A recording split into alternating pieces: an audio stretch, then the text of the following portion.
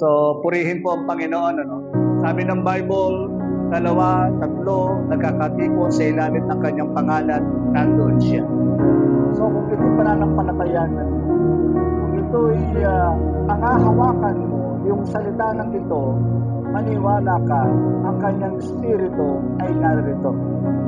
Bagamat hindi mo siya nakikita, pero nararamdaman mo siya. Katulad niya. Nararamdaman niyo ba yung hangin? Yes. Nakikita niyo ba yung hangin? Hindi. Pero nararamdaman niyo.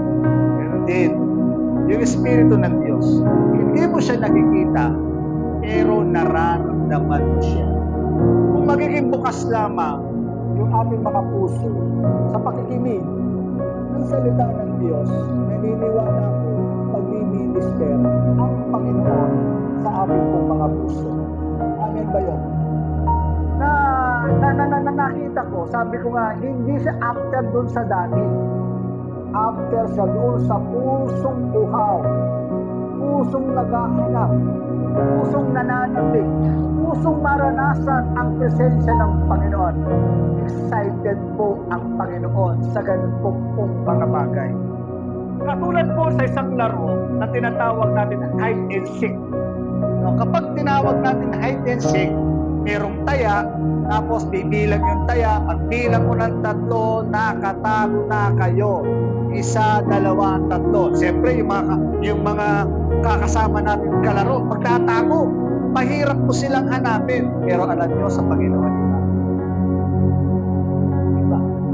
Kapag yung hide and seek, hahanapin mo siya, magpapakita siya, magpaparamdam siya. Hindi siya magtatago, kundi siya mismo magpapakita sa iyo, magpaparanas sa iyo ng mga bagay-bagay na nais mo, maranasan mo sa buhay na ito. Amen. Handa na ba tayo? Yes. Salamat po sa kanyang presensya ngayong pong umaga. So, gusto ko pong buksan, pag-aralan itong mga salita ng Panginoon na ating pong pag-uusapan ngayon pong umaga. Sabi po ng John 1:1, tapos tatanong po tayo ng 14. Sabi dito, nang pasimula pa, naroon na ang salita. Ang salita ay kasama ng Diyos at ang salita ay Diyos. So, basilin natin itong word na to, yung word na salita, paulit-ulit. At binabanggit doon, yung salita, ano daw po yung salita? Ano daw po yung salita? Diyos. Tatanong tayo ng verse 14, sabi dito, naging tao ang salita at nanirahan sa piling natin. Nakita namin ang kaluwalhatiang tunay na nasa kanya, kaluwalhatiang tunay na nasa kanyang bilang ng isa-isang anak ng Ama. Siya ay puspos ng kagandang loob at ng katotohanan. So nakita natin, sa binasa natin, yung salita ay nagkatawang tao. Sino yung nagkatawang tao? Walang iba kundi ang Panginoong Jesus mismo. Amen ba yun? Sapagkat sabi doon, nanirahan sa piling namin. Wala naman pong iba na nanirahan sa piling natin, walang iba kundi ang Panginoong Jesucristo. Amen. Kaya ngayon pong umaga, ang pag-uusapan natin, ngayon pong umaga ay ito. The Word become a reality. Nakuha niyo po. Hallelujah. Alam natin yung Word. That is the Bible. Amen. Paano nabubuhay yung Word na yun? Nung una, yung Word, naririnig lang nila. Tama ba? Sa Old Testament, na walang nakakita sino man sa Panginoon. Marahil merong isa, si Moses, nakita lang sa likod. Dumaan lang siya sa harap niya. Pero walang nakakita ng kanyang mukha, walang nakakita ng sino man. So lahat ng kanilang sinasabi patungkol sa Panginoon, hanggang salita lang, naririnig lang nila. But in the New Testament, yung word na yun ay naging tunay. Naging realidad. Naging totoo. Amen. So gusto ba natin ngayong umaga, yung word na to ay maging buhay sa atin? Maging totoo sa atin? Amen. So kung gusto natin yung word na yun ay maging totoo sa atin, hayaan natin mag-minister ang Panginoon sa pamamagitan ng kanyang salita, that the word became a reality. Tingnan natin yung sinabi ng Panginoon. Maliit lang po, no? Pero hayaan niyo kung mabasa ko, kahit na maliit lang, pero gusto ko pong mapansin yung mga talata nito.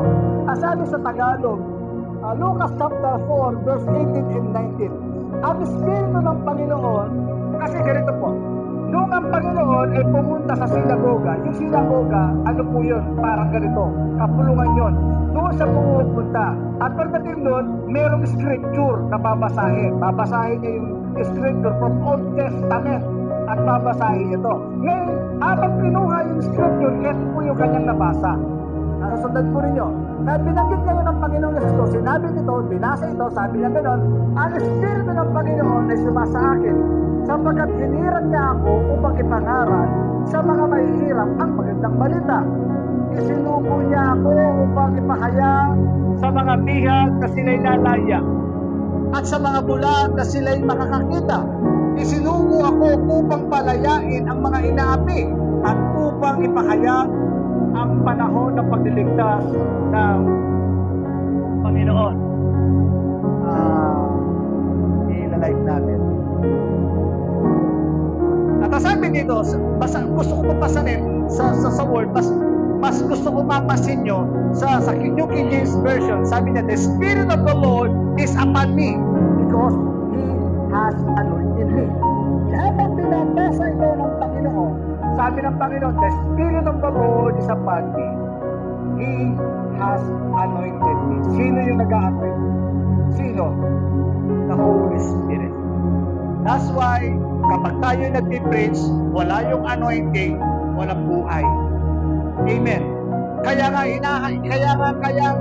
hinahanap natin, kinakapa natin, ini-invite natin ang Holy Spirit upang ang bawat salitang mamutawi sa ating bibig ay magiging buhay. Amen. Lalagisin ito ng salita, lalagisin ito yung mga salitang lalabas sa bibig, magiging buhay. Ina-anoint, nilalagisan upang yung salita ng Diyos ay maging buhay sa ating pong mga puso. Kaya sabi niya, the Spirit of the Lord is upon me to preach the gospel. Kaya nga po napakahalaga nung anointing na yun. Amen. Without the anointing, yung mga words mo parang magsasalita ka lang sa akin. Ewan ko lang kung na-experience na to. Ako madalas ko na-experience ito. Yung mga pag nagsasalita ako, madalas nagsasalita ako sa hangin. Kaya kung minsan, sabi ko nga, magpatawad ako kung minsan talagang hinahanap ko yung music. Kasi nga, kahit pa paano, doon sa music na yun, kumbaga, yung spirit, nararamdaman mo. Sinasakbayan mo. Kaya sabi ko, pag pinapanood mo si Benny Hinn, panoorin mo yung ano ni Benny Hinn habang nag-bridge, dire-diretso lang. Yung ibang mga man of God, lalo kasi una, hindi na ngayon si popular si Benny Hinn eh. Sino popular ngayon? Si David Hernandez. Kilala niyo si David Hernandez? O parang Benny Hinn din yun. No? The same anointing na dumadaloy kay Benny Hinn, maging kay D.J. Hernandez. Kapag nag-preach sila, yung music, dire-diretso lang. Kaya yung words ng Panginoon dire-diretso. Kaya napakahalaga nung anointing na ito upang mabuhay yung mga words na ating narinig. Nakuha niyo. And the words became reality kapag yung Spirit ng Panginoon ay sumasa iyo. Nakuha niyo po. Tuloy natin. Dahil nasa kanya ngayon yung Espiritu ng Diyos, habang pinapahayag ito, sabi ng Panginoon, tuloy natin, to preach the gospel to the poor. He has sent me to heal the broken-hearted. Sino na yung sinugo? Sino? Ang Panginoon. So, dahil sinanoin siya ng Panginoon, hallelujah, pinadala ko ngayon to heal the broken hearted. Sino nagpapagaling sa mga sugatang puso? Ang Panginoon. Sugatan ba ang iyong puso ngayon? No? Impitahin mo siya sa buhay mo. Na Lord, heal my heart. Heal my broken hearted. Dahil pinadala siya para pagalingin ang sugat ng iyong puso. Sugat ng nakaraan, sugat ng kasalukuyan, sugat ng mangyayari pa. Kapag nangyayari yon, sabi niya, to heal the broken hearted. Pinadala siya. Nagmamanifest yan. Hallelujah. Mararanasan mo yan, nagiging buhay yung salita ng Diyos sa'yo kapag ikaw mismo na-experience na, yes, Lord, I am healed. Bakit? Kasi yung word became a reality. Naging buhay siya. Kaya nasilpi ka. Ano? Pangatlo, sabi niya dito, to proclaim the liberty to the captives. Para palayain ang mga nakagapos. To proclaim liberty to the captives. May mga gapos ng bisyo. May gapos ng sakit. May gapos sa addiction. Kung anong klaseng addiction, nakagapos sila. Gusto ko sabihin sa iyo, dumating ang Panginoong Yesus dito sa lugar na ito para palayain tayo sa anumang gapos ng ating nakaraan ng ating buhay.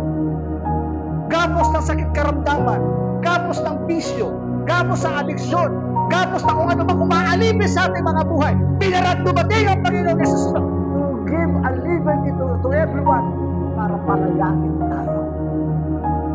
Brother Robert, bakit hanggang ngayon?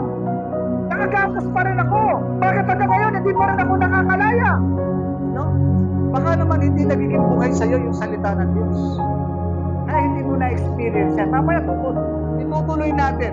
Pero gusto ko lang muna, bakit hindi ka nakakalaya? Samantalang yung word na yan, the same word na sinasabi ng Panginoon, yung word na yan, the same word na binabasa mo. Yung binabasa niya, binabasa ko, binabasa nila. Pare-parehas na word. Pero bakit sa kanya, pag binabasa niya, para buhay na buhay sa kanya? Bakit? Bakit sa'yo hindi? There is something wrong. Dalawang bagay ang word. One is the logos. Pag sinabing logos, ito yung God's written word. Binabasa mo lang yung Bible. Kung kasi na mabasa mo lang siya. Yung isang word, the Greek word, yung tinatawag natin rema. Yung rema, ito yung salita na nagsasalita. Ito yung salita na nagmi-minister sa puso mo. Ito yung salita na kung sa bumabago ng pananaw mo, bumabago ng pagkatao natin, nagkakaroon ng miracle. And that is the rema word. Buhay na buhay sa iyo yung salita ng Diyos habang binabasa mo. Na-experience mo sa pagbabasa mo, tumutulong ang luha mo. Habang binabasa mo yung mga words. Hindi ko nga may mga experience ako. Minsan, ibang mga kapatid, minsan, hindi nila talaga siguro naiintindihan. Sabi nila, si Brother Robert daw, iyakin. Alam niyo, sabi ko nga, kapag naramdaman niyo, yung presence mo, hindi ka pwedeng iiyak. Sa Bible nga, meron binansagan na prophet The weeping prophet. Kilala niyo the weeping prophet? Kilala niyo kung sino? Jeremiah. Yung tinatawag na the weeping prophet. Umiiyak siya.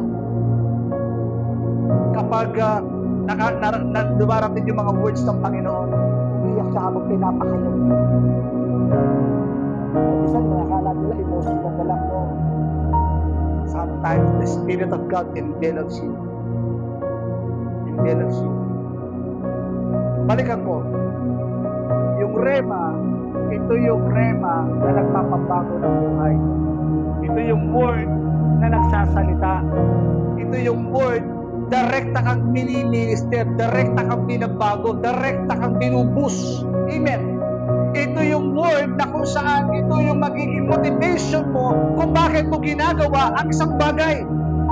Nakuha niyo po, bakit tayo pumupunta ng church? Bakit tayo nagpa-Bible study? Bakit tayo nagpa-follow up? Bakit mas gusto natin yung mga bagay na spiritual na bagay? Bakit? Kasi may mga words na nilagay ang Diyos sa puso mo ang siyang nagpagdadrive sa iyo para gawin yun. Amen! Yung words na yun, na dapat yung word na yun na naging buhay sa iyo, huwag mamatay. Nakakalungkot sa ibang mga manggagawa, yung mga words na pumulusok, umapoy, naging buhay sa kanila, unti-unting namamatay. Ang Sunday service sa kanila ay nagiging tradisyon na lamang. Ang Sunday service sa kanila ay nagiging ritual na lamang. Bakit? Kasi wala na yung fire. Wala na yung fire. Wala na yung passion doon sa kanyang ginagawa. Nakita mo yung mga ganitong mga bagay, nalulungkot ka.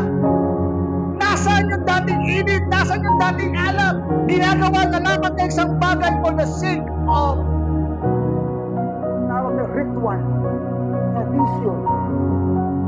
Wala na yung passion, wala na yung amor. Yung word na nagsasalita, kapatid ko, ay maging buhay sa iyo. Amen. Tuloy natin. Ang sabi doon, and recovering sight to the blind. Siya yung kapag nabubulagan ka, siya yung magbibigay linaw sa iyo. Maaaring ito, bulag literally, pero gusto ko rin ipakita sa iyo, maaaring bulag ka doon sa mga bagay na katotohanan. Amen? Siya yung magpapalinaw sa iyo. So every time na binabasa mo salita ng Diyos, i-invite mo pa ng Espiritu ng Diyos sa iyong buhay, at ang Espiritu ito ang magbibigay buhay sa iyong binabasa. Amen? And by the Holy Spirit, may mga pagkakataon sa pag-aaral po namin na pastor sa online, may mga pagkakataon talagang hindi ko naiintindihan. Hindi ko talaga naunawaan. In my personal point of view, hindi ko talaga siya naunawaan.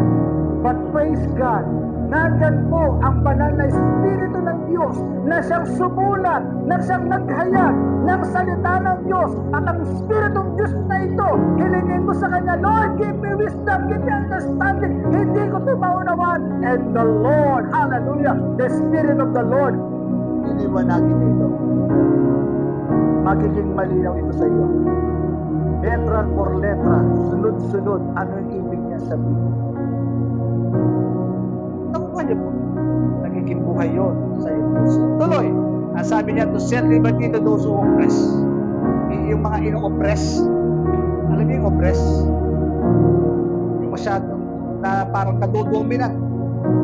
Sabi ng Panginoon, pinapalaya ka. Proclaim acceptable year of the Lord. So itong binabanggit ng Panginoong ito, word ito, from Old Testament. No? I think yan, Isaiah 61, kung hindi ako nagkakamali. No? Kinote dyan sa Isaiah 61, kinote ngayon ni Jesus sa New Testament. Ngayon, tuloy natin kung ano sabi ng Panginoon. Luke 4:20-21, inirolyo niya ang kasulatan. Yung binasa niya, inirolyo. Isinauli sa tagapag-ingat ang siya'y naupo. Nakatitig sa kanya ang lahat ng nasa sinagoga. 21, ito gusto kong pansinin.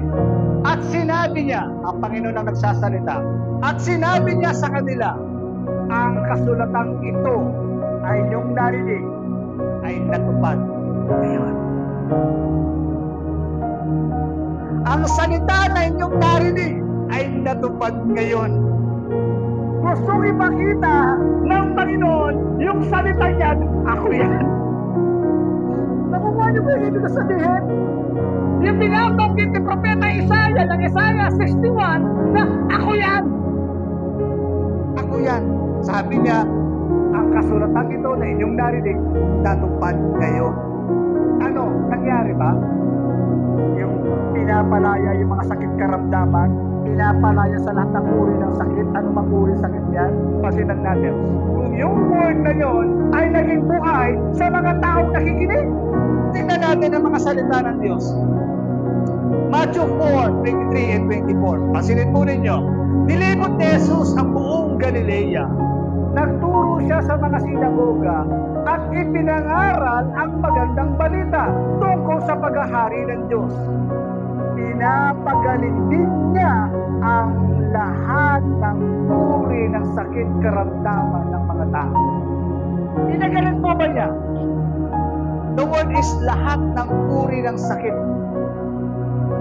Dinagit na natin lahat ng sakit, di ba? Medyo dyan ng sakit physical, sakit mental, sakit emotional, Pati sakit sa bulsa. Lahat ng uri ng sakit karamdaman ng mga tao. sabi niya, pinagaling niya. And the word became a reality. Bakit? Bakit kaya sila gumaling? Kasi naniwala sila doon sa sinasabi ng Panginoon.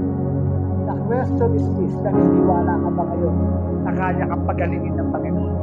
Naniniwala ka ba ngayon na kaya kang palayain ng Panginoon? Naniniwala ka ba ngayon na anumang bumabagabag sa iyong kalooban, pagagaanan ito ng Panginoon? Amen? Dahil ito, hindi nila marireceive yung healing kung hindi sila naniniwala. Amen ba yun? Tuloy natin. 24. Ang balita ay tungkol sa kanya ay kumalat sa buong Syria. Dinala sa kanya ang lahat ng may sakit. Kaya nga kung alam lamang ng lahat ng tao, paniwalaan lamang yung sinasabi ng Panginoon, God will experience the reality of God. Amen? Sabi nga, lahat ng uri ng may sakit, Ang mga nahihirapan dahil sa iba't ibang karamdaman, mga sinasapian ng demonyo, mga epilepsya, mga parenetiko, silang lahat ay kanyang pinagaling. Silang lahat. Pinagaling ng Panginoon. People of God. Kung panahon ito'y nag-i-exist, at sa panahon natin ito, nag-exist pa rin yan. Dahil yung Jesus ng New Testament, siya rin po yung Panginoong Jesus ngayon po sa ating kapanahonan. Hebrew 13:8, Jesus is the same yesterday, today, and tomorrow. Walang pagkakaiba. Amen. So, ano yung word ng Panginoon na naging totoo sa'yo. Ang problema kasi yung mga words natin, ayaw natin paniwalaan. Meron kong dalawang teaching na kung lumalaro sa isip ko kagabi pa. Kaya lang, habang ako'y lumabas, pumunta sa lugar na ito, nilagay ng Diyos ito sa puso ko. Kaya hindi ko alam bakit, pero siguro, I pray in Jesus' name, yung word na to ay mag-manifest po sa inyo. Ang maging buhay po sa inyo. Ano yung word na naging totoo sa iyo? Pag nagbabasa ka, yung pag ito yung nag-boost ng moral sa iyo, ito yung nag-boost sa iyo ng fire para gawin mo yung isang mga bagay na yun. Diba? Ano yung word ng Panginoon naging totoo sa iyo habang binabasa mo yung mga words? O kaya naman, habang nakikinig ka ng salita ng Diyos, ano yung mga word na nagsalita sa puso mo? Kapatid ko in faith, Gusto kong experience, gusto kong masabi sa iyo, personal experience ko. Yung mga words na to ay naging buhay in my personal. meron akong isang panaginip. Panaginip yun. Kasi habang ako ay natutulog, hindi ko maintindihan, basta narinig ko sa tenga ko, nagtatangs ako. Ano naman yung taksa? Nag-speak na doon, hura, papapapas. Yung katawan ko nagpa-vibrate. Gumaganon. Gumaganon siya. Tapos, habang gumaganon, Alam mo, tulog ako eh, pero narinig ko. Ngayon, eto ngayon, lumabas yung aking espiritu. Paglabas niya, tumayo siya kaya tinignan ako. Tapos, maya-maya, umakyat ako doon sa taas. Pag-akyat ko sa taas, nakita ko ang daming mga demons. Doon sa principality sa diin. Then, merong lumapit sa akin. Hinawakan niya ito ko. Sabi niya, bind him! bind them! Bind him!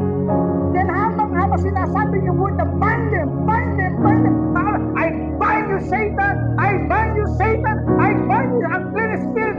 Binay yun. Alam niyo, sabi ko nga, Nung nandun ako, yung mga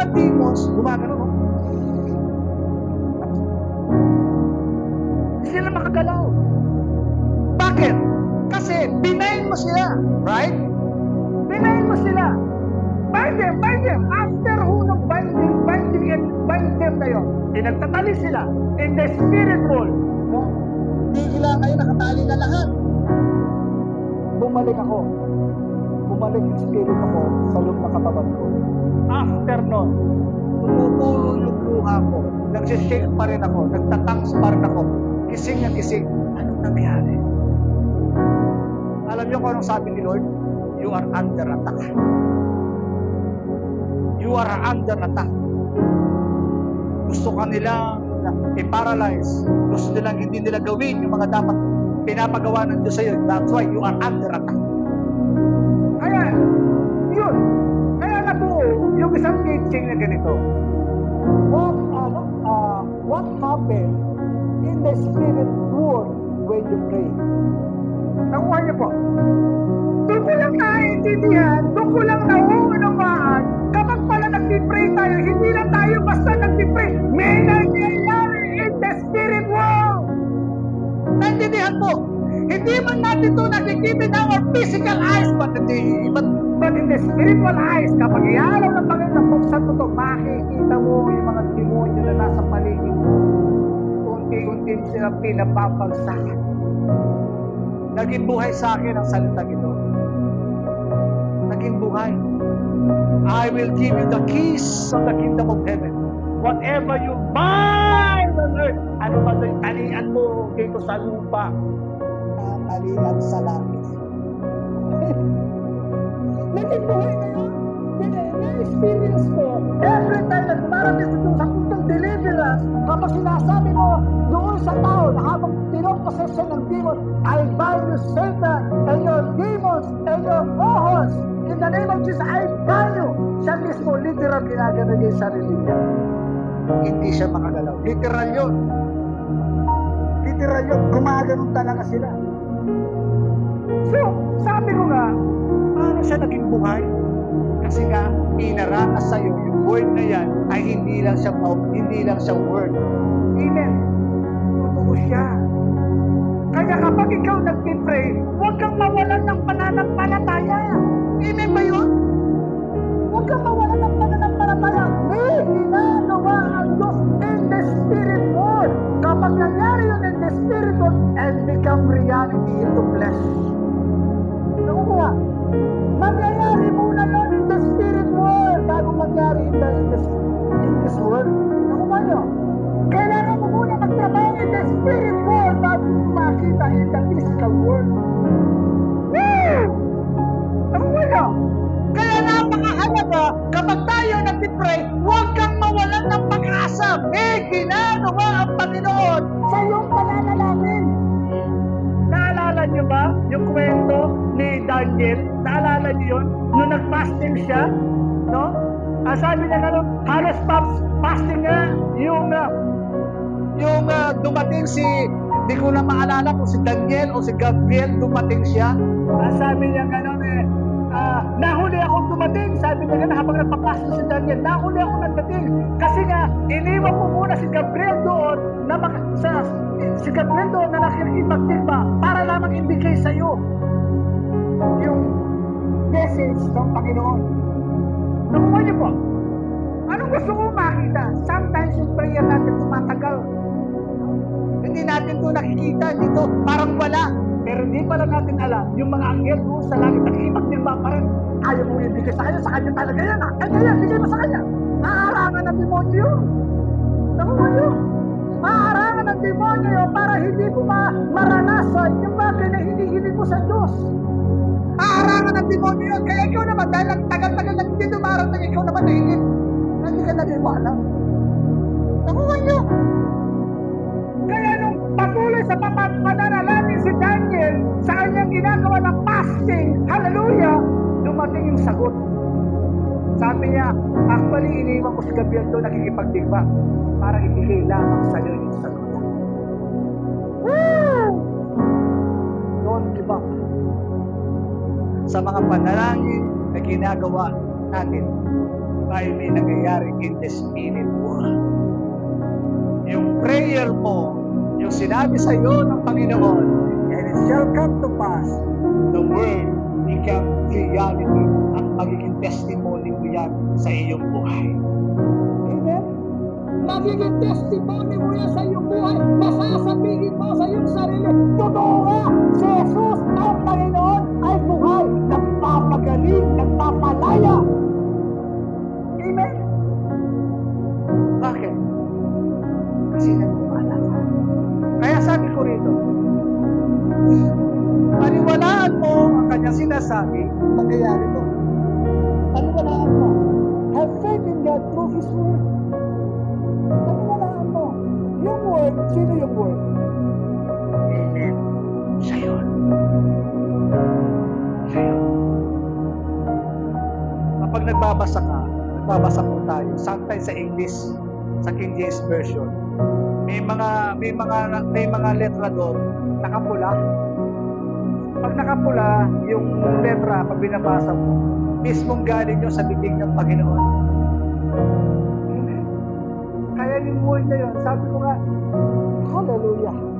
Yung Word na yun, usap sa iyo. paniwalaan mo lang. I-claim lang, yes, I claim it. I receive it in Jesus' name. Amen. Paniwalaan mo na yung kanyang sinabi, mangyayari sa iyo. So dito, pumapasok yung salitang pananampalataya. What is faith? Faith is more on believing. Amen ba? Kasi ang faith, isa tinatranslate niya sa word na believe. Nakukuha mo. Halimbawa, John 3:16 sa Tagalog, kukunin natin sa Tagalog. Ganyan na lamang ang pag-ibig ng Diyos sa sanlibutan. Ay ibinigay niya ang kanyang bugtong na anak. Ang sino mang sumampalataya sa kanya ay magkakaroon ng buhay na walang hanggan. Sino mang sumampalataya sa kanya. Nakuha niyo? Sino mang sumampalataya sa kanya. Sa English, for God so loved the world that He gave the only Son. Whosoever believe. Nakuha mo? Whosoever believe. Yung sumampalataya, pinalitan niya ng believe. Nakuha niyo? Whosoever believe shall not perish but have everlasting life. Nakuha niyo? Sometimes yung word na faith, more on believe. Maniwala ka. Paniwalaan mo. Amen. Isa pang halimbawa, pansinin natin, yung word na Tagalog ay sumampalataya o maniwala, sometimes ginagamit niya yung word na believe. Romans chapter 10, verse 9. Ang sabi doon, if you confess, ano sabi niya? Kung ipapahayag mo sa iyong labi na si Jesus ang Panginoon, maniwala ka mula sa iyong puso. na siya ay muling nabuhay, sabi niya ganon, si Jesus ang Panginoon, ikaw ay, Sabi niya, ikaw ay ang halaya. Sabi ng Romans sa Tagalog. ngayon, sa English, ang ginamit niya, if you confess with your mouth that Jesus is Lord, believe in your heart, and you will be saved.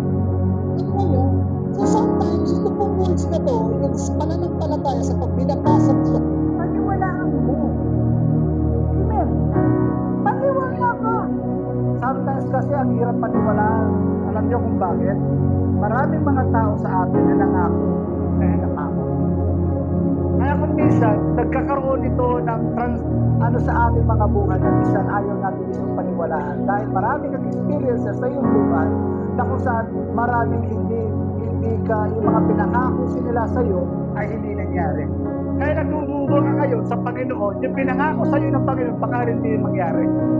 Nakuha niyo pang ibig sabihin, iba sila. Iba siya. Sabi niya. paulit-ulit yung narinig sa akin yun, Numbers 23, verse 19, ang Diyos ay hindi sinungaling. Kung ang tao ay nagsisinungaling, pero siya, hindi siya nagsisinungaling. Ginagawa niya, tinutupad niya ang lahat ng kanyang sinasabi. Kaya paniwalaan mo siya. No. Ngayon, tingnan natin. Mga halimbawa sa Biblia. Pagkatapos na po, tatlong halimbawa lang po sa Biblia. Unahin po natin si Pedro. Unahin natin. Dito, sa kwentong ito, walang nahuli sina Pedro sa kanilang pag-iisda. Ngayon, dumating ang Panginoong Yesus doon sa lugar na yon at hiniram yung bangka ni Pedro para doon tumayo, ginawang pulpito at doon nangaral ang Panginoong Yesus.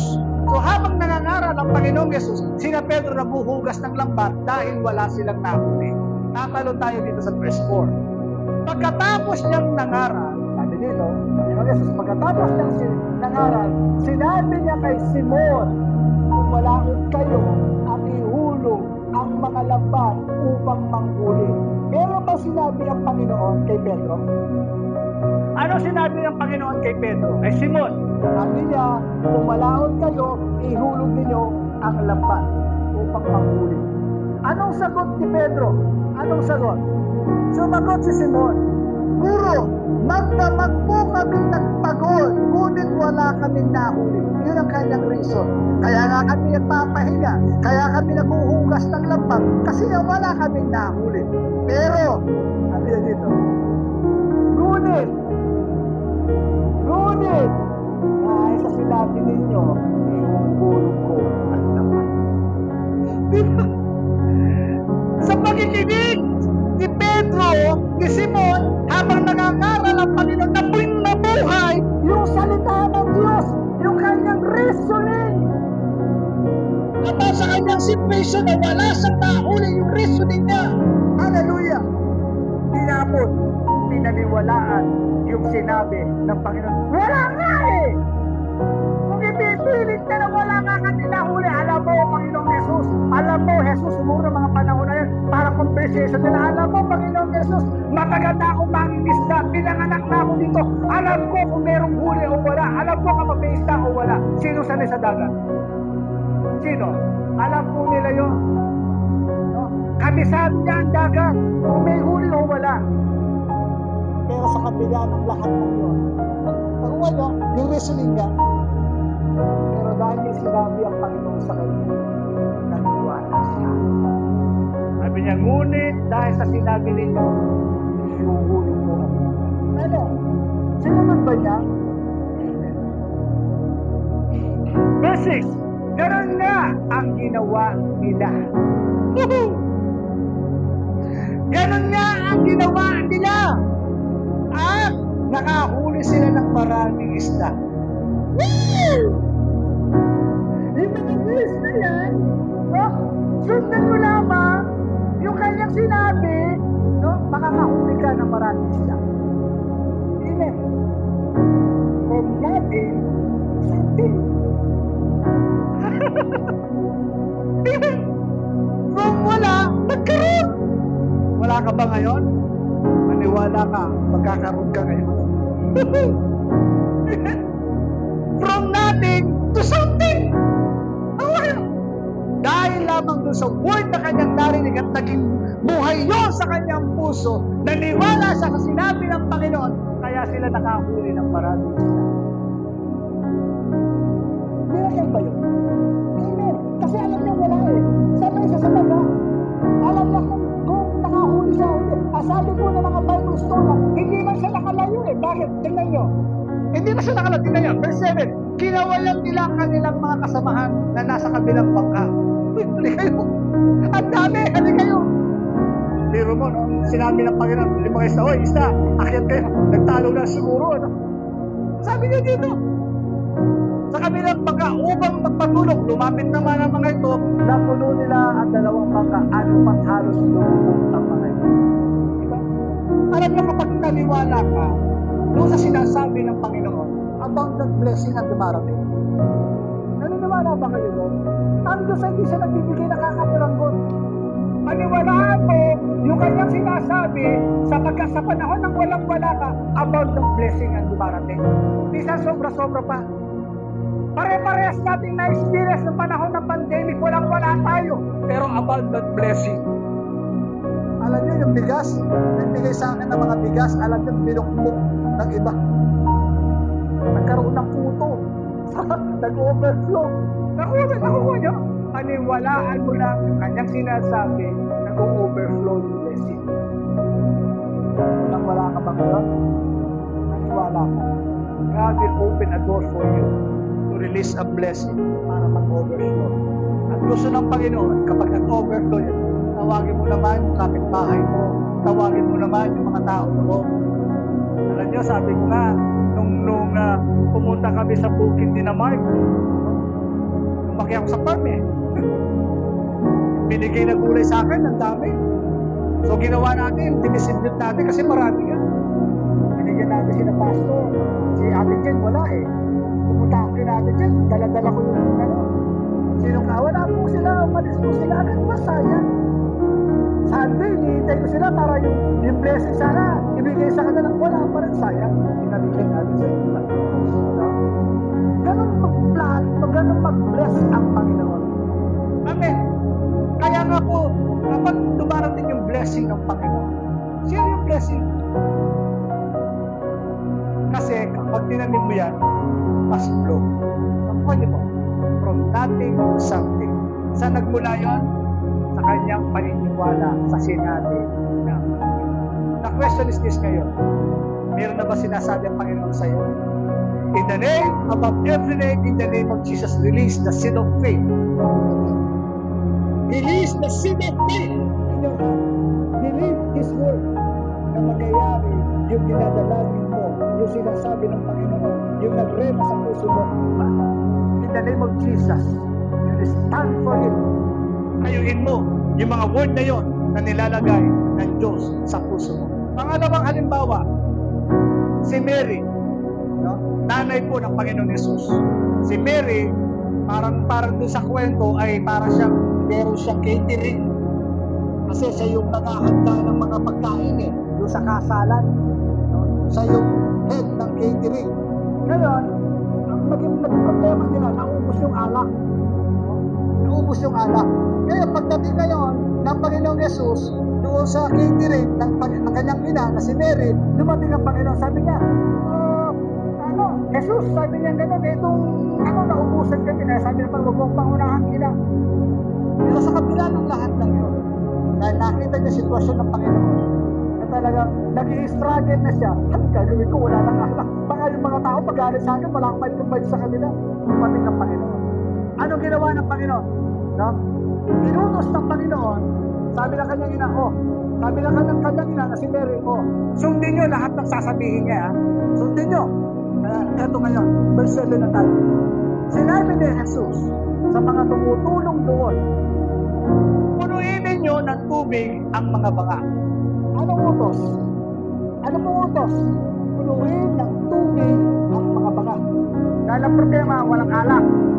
So, ang sinabi ng Panginoon, tubig. Okay. Sabi niya, punuin ninyo ng tubig ang mga banga. At pinuluan nila ang mga banga, halos mag-uumapaw, nag-overflow. Verse 8, pagkatapos sinabi niya, kumuha kayo ng kaunti at dalhin ninyo sa mga namamahala sa handaan. Dinalahan nga nila ang namamahala. Ito, yung mga katulong, no, yung tubig, dinala. Ano ang problema nila? Anong problema? Anong problema nila?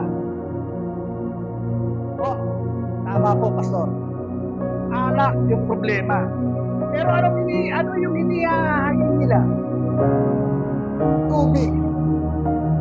Pero, dahil sumunod sila Sa sinabi ng Panginoon, pasilin po yung miracle.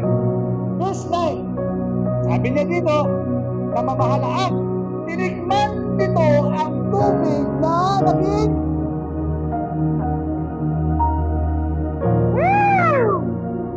people of God, gusto kong pansinin mo ito. walk by faith. Habang sinusunod mo yung salita ng Diyos, siguro sabi nung nagdadala, tubig lang ito, baka ako mapahiya. Nakuha niyo. Pero habang siya'y naglalakad at sinusunod yung salita ng Panginoon, yung kalooban ng Panginoon, yung tubig, unti-unting nagbabago ang naging alak ito. Amen? Walk by faith, not by sight. Kung ano yung word na binigay sa'yo, doon dito, paghawakan mo yun. Sumunod ka na! Eventually, pagdating mo doon, we will see the miracle of God. Huwag kang matakot na humakbang. Sa buhay namin ni Pastor Boots, napakahirap. Pero hindi kami natatakot kumakbang na gawin yung mandato na nilalagay ng Diyos sa puso namin. Isa, dalawa, tatlo, basta tuloy lang. Dahil ang focus na nilagay ng Diyos sa amin, preach the word! Season, out of season, preach the word. Ayun lang, dadagdan mo, pupunta ka sa bahay, wala po. Umalis po sila, ha? Hindi kami tumigil, nakakadismaya, oo. Pero hindi kami tumigil. Pumupunta sa mga bahay, pumupunta sa bahay-bahay, mag-Bible study, mag-follow up, kung saan-saan. Kahit minsan nadidismaya ka, pero hindi kami tumitigil. Amen? Don't give up. Dahil yung word na nilagay ng Diyos sa atin, ay buhay. preach the word. Season, out of season. You must preach the word. May madagdag ka o wala, okay lang yan. Importante, ginawa mo ang pinagagawa ko sa iyo. Nakuha niyo? Nakita niyo po yung miracle? Sa kanyang paglalakad, alam ng tao nagdadalang ito, tubig lang. Pero dahil sumunod siya doon sa sinasabi ng Panginoon, hallelujah, nung ibinigay na ito, Anong sabi ng mga tao? Hindi niya alam kung saan nanggaling iyon. Subalit alam ng sumalok tubig. Kaya tinawag niya ang lalaking kinakasal. Nakuha niyo? Alam mo tayo ni tubig. Pero bakit nangyari ito? diba? Sumunod ka lang. Step in faith. Walk by faith, not by sight. Hanggang pangit na sitwasyon, pero lakad lang, tuloy lang. Dahil alam mo, yung word na nagsasalita sa'yo, buhay. The word became a reality in your heart. Don't give up! Pangatlo, tapos na po. Yung kapitang Romano ito, ano siya tawag nito, meron siyang katungkulan, kaya nga kapitan nito. Kapitan siya, meron siyang katungkulan. Ngayon, yung kanyang concern ay hindi siya ang may concern. Ang concern niya yung kanyang katulong. Yung kanyang alalay doon sa kanyang tahanan na meron siyang sakit. Pero kung makikita mo, yung klase ng kanyang pananampalataya ay nagmilagro ang Diyos sa kanya. Pansinin po natin. Kapitang Romano, verse 5. Pumasok si Jesus sa Capernaum. Lumapit sa kanya isang opisyal ng hukbo ng Romano at nakiusap. Ano pakiusap niya? Verse 6. Ginoo, ang kausap po niya dito ang Panginoon Jesus. Ginoo, ang aking katulong ay naparesado. Siya po'y nakaratay sa bahay at lubhang nahihirapan. Ano yung concern niya? Yung kanyang katulong. May sakit. Biro mo, no? Nakita niya yung pagmamalasakit. Then nasabi niya, sabi po ng Panginoon, verse 7, sinabi ni Jesus, pupuntahan ko siya at pagagalingin. Nakiusap itong Romano, kung pwede Panginoon o Jesus, pumunta ka sa bahay namin. Kasi nga, may sakit akong katulong. Hindi mo ba siyang magaling? Sabi ko, oo, sige, pupunta ako. Pero anong ginawa niya? So, ano sa ng Romano? Ngunit sumagot sa kanya ang opisyal, Ginoo, hindi mo ako karapat-dapat na puntahan pa ninyo ang aking bahay. Sabihin lamang po ninyo ang gagaling na ang aking katulong. Naintindihan nyo?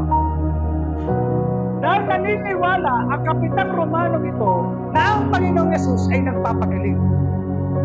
kahit wala na mismo yung presensya niya, yung word na lang! Hallelujah! Yung word na lang! Pinaniniwalaan niya. Kapatid, minsan, Masyado tayong pagkakataon na masyado tayong exage. Na Lord, gusto kita mayakap. Wala namang masama doon eh. Pero, kapatid, nandyan yung word. Gusto ko marinig yung audible voice mo. Ano mo talaga sinasabi mo?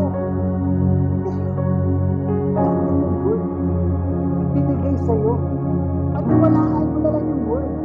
Kaya sabi niya dito, hindi, wag na po, Lord. sabi niya, Guido, huwag niyo na puntahan ako kay Bay. Sabihin lamang po ninyo, gagaling na ang aking katulong. Sabi ng Kapitan Romano, just say the word, Lord. Just say the word. Sabihin nyo lang po na gagaling.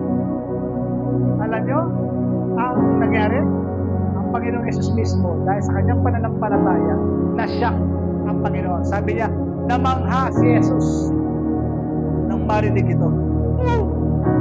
Gusto nyo ba ma-amaze si God sa klase ng pananampalataya mo ngayon? Gusto niyo ba ma-amaze si God? No? Kung gusto natin ma-amaze si God, kagaya ng lalaki dito, na kapitan ng Romano, Lord, huwag ka nang pupunta sa bahay ko. Just say the word! Just say the word. Kapatid, may word ang binibigay sa iyo ang Panginoon.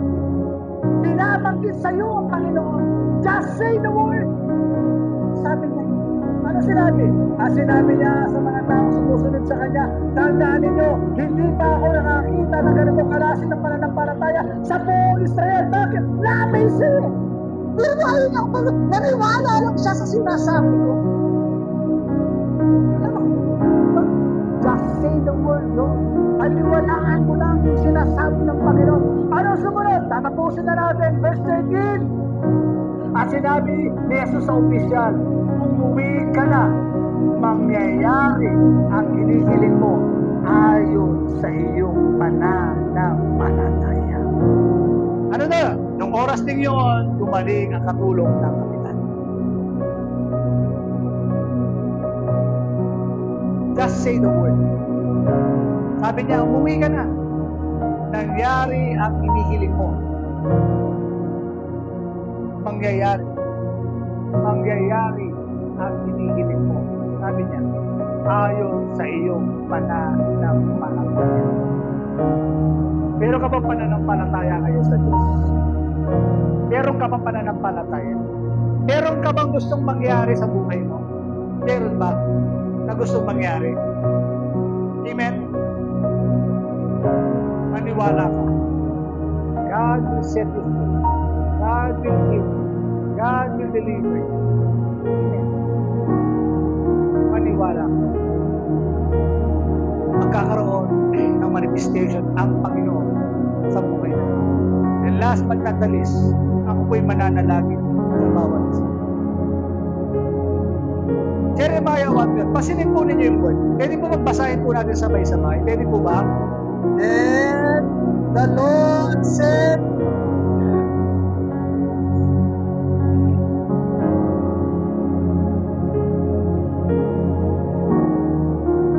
babasahin mo yan. Then the Lord said to, Sabi you, eh sinasabi sa iyo, Panginoon, you have seen well, for I am ready to perform my. Palapakan mo. We have faith in God. Believe. God said, I am ready to perform my. Handa na siya i-perform yung word na kanyang sinabi. God is not alive. Amen. Kung pa rin niya, mag-perform siya. If you have faith in God,